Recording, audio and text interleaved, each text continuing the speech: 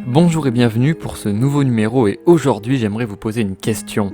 Vous est-il déjà arrivé de penser à une personne que peut-être vous n'aviez pas vue depuis longtemps et de la recroiser par hasard dans les jours qui suivent? Ne vous est-il jamais arrivé de vivre un événement qui faisait parfaitement sens à vos yeux mais qui pour le reste du monde s'apparentait à du hasard, à une coïncidence? Et là où certains s'arrêteraient à un heureux hasard, d'autres y voient quelque chose de plus profond, la synchronicité.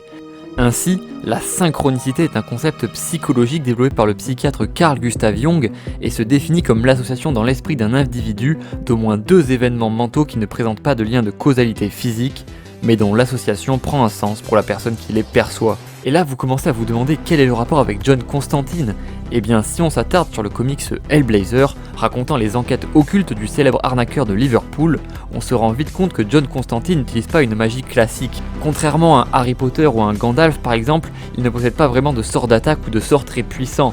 Sa force réside surtout dans sa connaissance du milieu occulte et dans son audace extrême. Et d'ailleurs, on pourrait même aller jusqu'à dire que la plupart de ses exploits sont en grande partie dus à la chance ou au hasard. Mais justement, est-ce que le pouvoir de John Constantine ne serait-il pas de forcer la chance, de manipuler les coïncidences, de forcer le destin? Eh bien si, c'est exactement ça.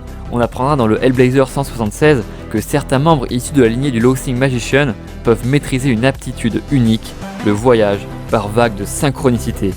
Alors aujourd'hui, je vous propose qu'on perce ensemble les mystères des pouvoirs de John Constantine.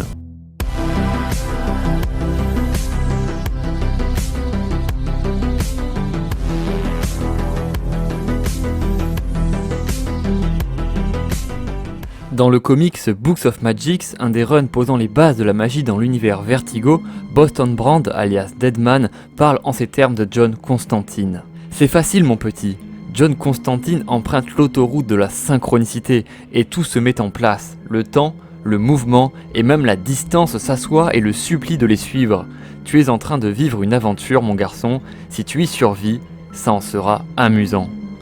Ainsi, la synchronicité apparaît dans DC Comics comme un élément naturel, une force intangible qui ferait que chaque événement, chaque coïncidence arriverait pour des raisons précises à des moments précis. Et c'est d'ailleurs tout à fait logique si on intègre à l'équation le destin.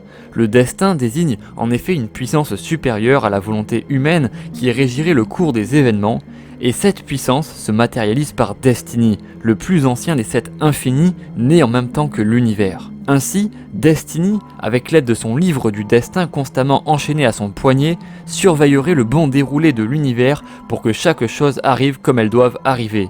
Mais bien sûr, la question que vous vous posez maintenant, c'est qui décide? Qui est à l'origine du bon déroulé des événements? Qui est l'auteur du livre du destin? Et il y a en effet plusieurs réponses à cette question, mais vous le verrez, en réalité ce n'est pas l'important. La réponse la plus simple est que c'est un dieu qui est à l'origine du destin. Que vous l'appeliez la présence ou la source, c'est la même chose. Une entité ou une force supérieure exercerait son influence sur son univers pour que chaque chose arrive telle que prévue. Cependant, une autre réponse voudrait que personne n'écrive le destin. Il s'agirait d'une force naturelle, intrinsèque à la création d'un univers, qui agirait par elle-même. Et c'est aussi tout à fait entendable, si on le compare à la mort, qui elle aussi est représentée par un infini dans DC Comics, c'est assez similaire. Personne ne décide qui vit ou qui meurt, et Death n'a pas vraiment son mot à dire sur la chose. Et peut-être que les plus fins d'entre vous me diront que c'est justement le destin qui choisit qui vit ou qui meurt, et ce serait plutôt juste, puisque de la même manière que Death est la mort, Destiny ne fait pas le destin, il est le destin. C'est simplement l'incarnation physique de cette force intangible. Et c'est donc pour cela que je vous disais qu'il n'est pas important de savoir qui fait le destin. La seule chose importante est qu'il y ait un destin et que chaque individu ait un destin tracé d'avance. Mais nous le savons, le pouvoir du destin n'est pas absolu. Certains êtres, certains individus peuvent se défaire du destin. C'est le cas par exemple des Challengers of the You-Know qui n'apparaissent pas dans le livre du destin, des seigneurs de la chance, des entités cosmiques extrêmement puissantes, ou encore Lucifer qui brûla carrément une page du livre du destin.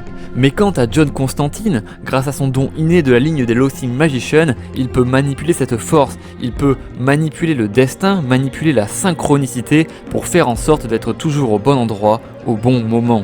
Parce que oui, la synchronicité est une arme à double tranchant, car en effet, si elle lui permet de gagner au jeu de hasard ou de faire en sorte que toutes les balles le ratent, une mauvaise utilisation de la synchronicité ou une simple défaillance dans sa manipulation entraîne des catastrophes irréversibles.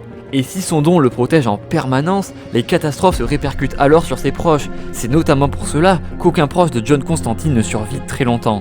Mais alors, si John Constantine est capable d'une telle manipulation du destin, pourquoi n'est-il pas immortel ?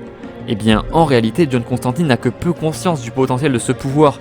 Contrairement au premier magicien rieur, il n'a pas atteint son plein potentiel et n'utilise qu'un fragment de son pouvoir qui lui est donné. Et là où ses ancêtres pouvaient plier la volonté des dieux à leurs souhaits, lui préfère tricher à la roulette et s'attirer les faveurs féminines. Il a d'autres priorités. De plus, il y a en réalité un facteur que je vous ai caché depuis le début, car si John Constantine, fort de tous ses pouvoirs, peut apparaître comme le plus libre des hommes, en réalité il ne l'est pas du tout.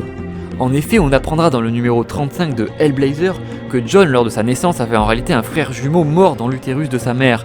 Et souvent le destin est ironique, puisque ce frère était selon les médecins, en tout point de vue, parfait.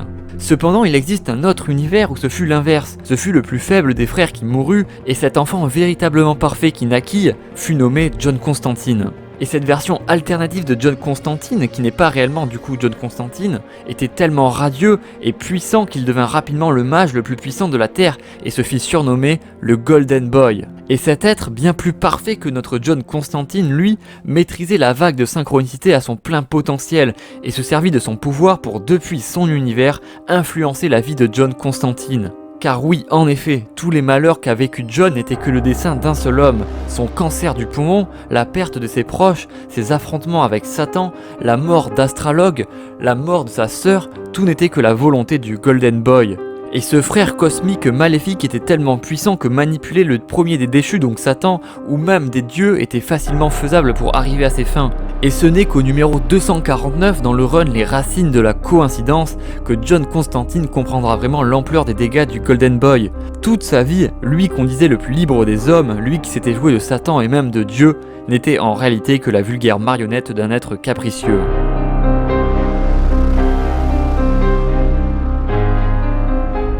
Et si la conclusion du run Roots of Coincidence vous intéresse, n'hésitez pas à vous abonner, ce sera la prochaine vidéo qui sera entièrement consacrée au Golden Boy.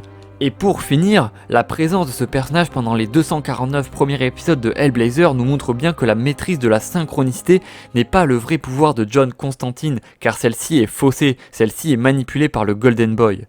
Parce que, en effet, vous le savez, si vous aimez vraiment John Constantine, le vrai pouvoir de Constantine, la seule chose qui lui permit de survivre face aux manipulations de ses ennemis, c'est son esprit. Un esprit forgé par l'intelligence, l'esprit critique, la ruse, la connaissance et des convictions personnelles inébranlables. Car même si, comme nous tous, John Constantine n'est peut-être qu'une marionnette du destin, lui s'est toujours considéré comme libre et nous rappelle que si notre esprit est libre, alors nous le sommes aussi.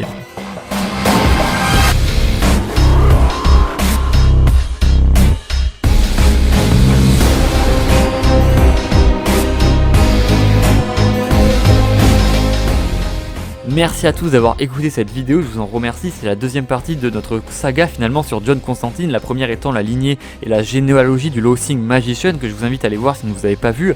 Je vous invite aussi à vous abonner car deux vidéos très importantes arrivent, à savoir celle sur le Golden Boy, mais aussi une vidéo plus détaillée sur le destin et le libre arbitre dans DC Comics où nous étudierons de voir si les êtres DC Comics sont libres et quels sont les êtres qui peuvent résister au destin comme par exemple Lucifer, les Seigneurs de la Chance, les Challengers of the You-Know ou encore par exemple John Constantine.